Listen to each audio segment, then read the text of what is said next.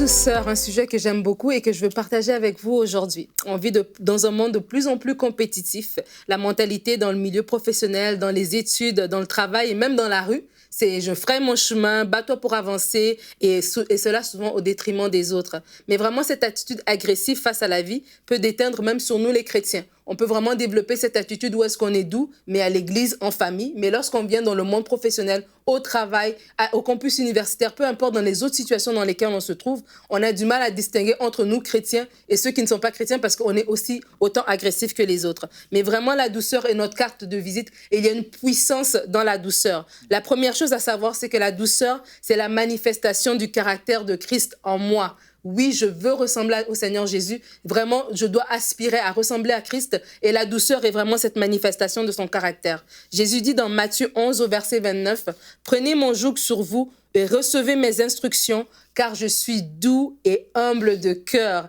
et vous trouverez du repos pour vos âmes. » Jésus nous dit cela et nous devons vraiment mettre cela en pratique.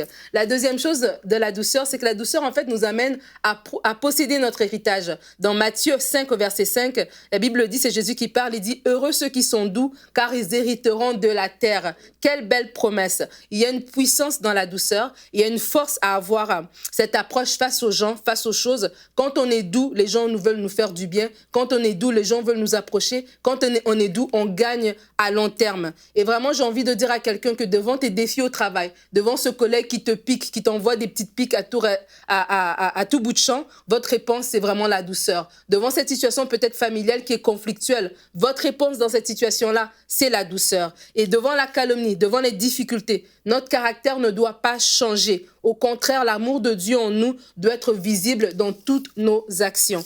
Être doux, ça ne signifie pas faire le tapis, ça ne signifie pas, ne pas répondre, mais ça veut tout simplement dire que dans notre réponse, dans nos réactions, il doit y avoir cette douceur qui doit transparaître tout simplement.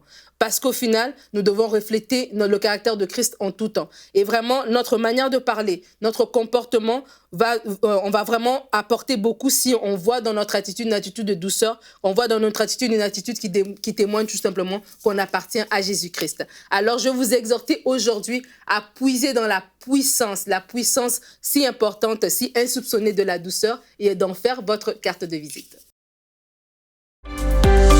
Retrouvez la suite de ce programme dans l'émission Bonjour chez vous sur EMCI TV.